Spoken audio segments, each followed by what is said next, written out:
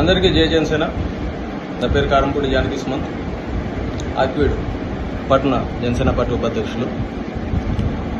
జనసేన పార్టీలో నిన్నటి రోజున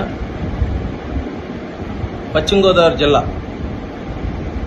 అధ్యక్షులు కొట్టుకుల్పుల గోవిందరావు గారి జన్మదిన వేడుకల్లో భాగంగా ఆయన కేక్ కటింగ్ చేసుకున్న అనంతరం అజ్మూర్ గ్రామంలో సర్పంచ్ గారైనటువంటి చలపతి గారిని జాయిన్ చేయడం, ఆయనతో ఒక 9 మందిని జాయిన్ చేయడం మంచిదే, కాదంటే తప్పేం కాదు, జాయిన్ చేసుకోవచ్చు. కానీ జాయిన్ చేసే పద్ధతి అనేది ఒకటి ఉంటుంది.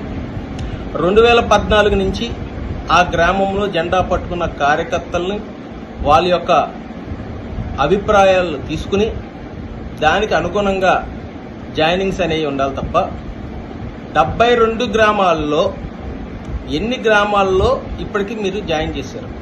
జాయినింగ్స్ అనేది 72 గ్రామాల్లో ఏ గ్రామాల్లో మీరు జాయినింగ్లు చేశారు? కేవలం ఆ ఒక్క గ్రామమే నిన్న జాయినింగ్ చేయడం అనేది హాస్యాస్పదంగానే ఉంది.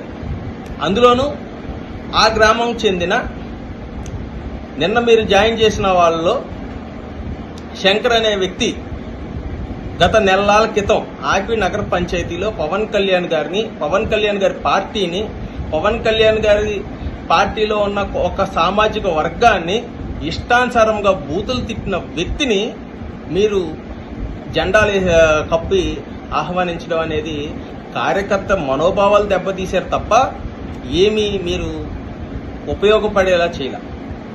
మాట్లాడితే నాదెండ్ల మనోహర్ గారు బలోపేతం చేయాలంటే, అయ్యా, జనసేన పార్టీలో కాపు సామాజిక వర్గాల్లో ఉన్న నాయకుల్ని మీరు జాయిన్ చేయడం గొప్ప కాదు.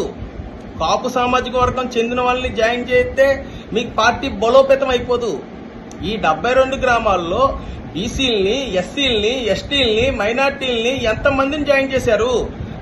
కాపు గ్రామాల్లో కాపులు జాయిన్ చేసేస్తే పార్టీ బలోపేతం అయిపోదు. మాట్లాడితే సర్పంచ్ అంటున్నారు కదా, ఆ సర్పంచ్ అయ్యిందే మన జనసేన పార్టీ ఆ రోజున సపోర్ట్ చేసి మన జన సైనికులు అందరూ ఓట్లేస్తే ఈ రోజున ఆయన సర్పంచ్ అయ్యాడు తప్ప మనం ఓట్లేకపోతే జనసేన కార్యకర్తలు ఎవరైనా పని చేయకపోతే ఆ క్యాండిడేట్ ఈ రోజున సర్పంచ్ అవ్వడు కదా.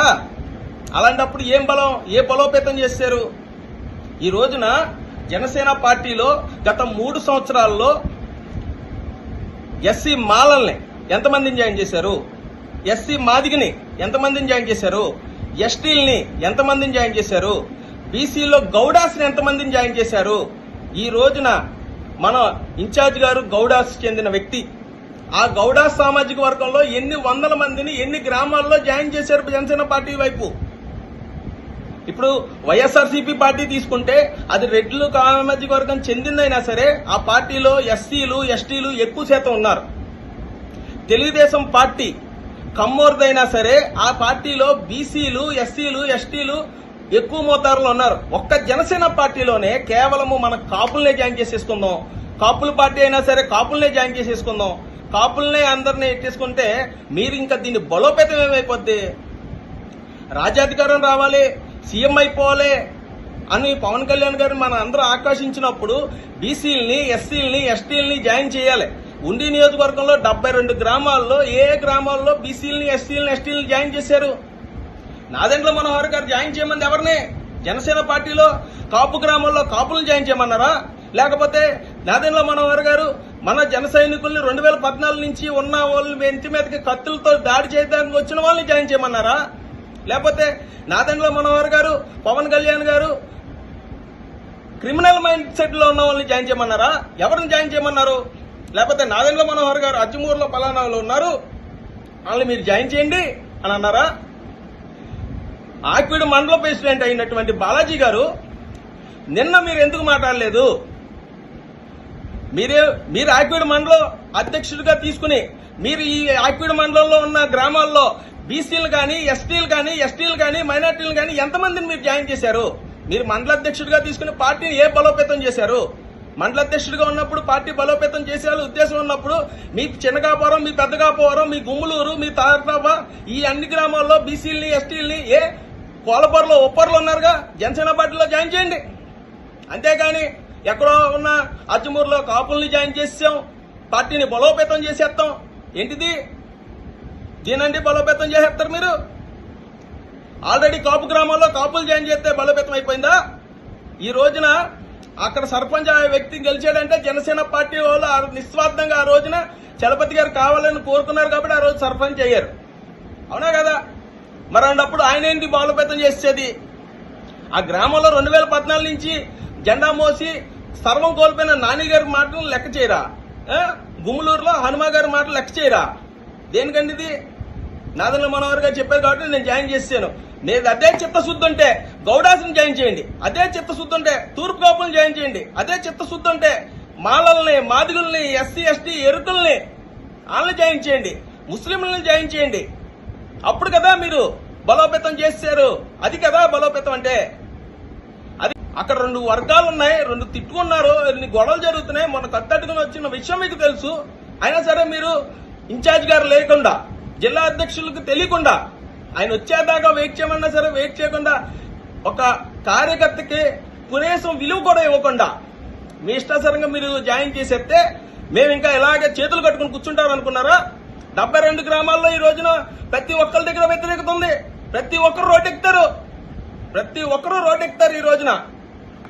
ఇది కేవలం అజ్మూర్కు జరిగిందో కాదు, ఆకివీడు మండలంతో జరిగిందో కాదు, నల్లమూల మీ 4 మండలాల్లో ఉన్న సమస్య ఇది.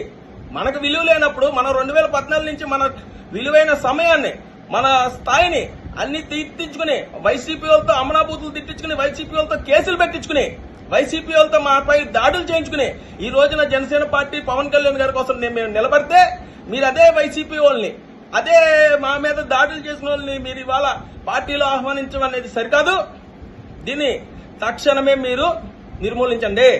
నిన్నటి రోజున పవన్ కళ్యాణ్ గారిని నెలల క్రితం తిట్టిన ఆ శంకర్ గారిని మీరు తక్షణమే పార్టీలోంచి తీసేయండి. నిన్న మీరు జాయిన్ చేసినా సరే ఇవాళ మీరు తీయాలి. తీయకపోతే మాత్రం మేము ఒప్పుకోం.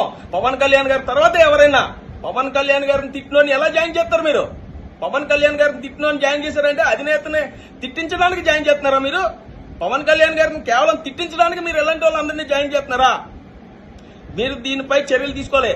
ఇన్ఛార్జ్ గారు, మీకు తెలియకుండా మీకు ఒకవేళ ఏసేసి ఉంటే అల్లాడి బాలాజీ ప్రెసిడెంట్ గారు, మీరు ఆ శంకర్ అనే ఓటుతో పబ్లిక్ గా ప్రెస్ మీట్ పెట్టి పవన్ కళ్యాణ్ గారికి క్షమాపణలు తెలియపరచాలి, జనసేన పార్టీకి క్షమాపణలు తెలియపరచాలి.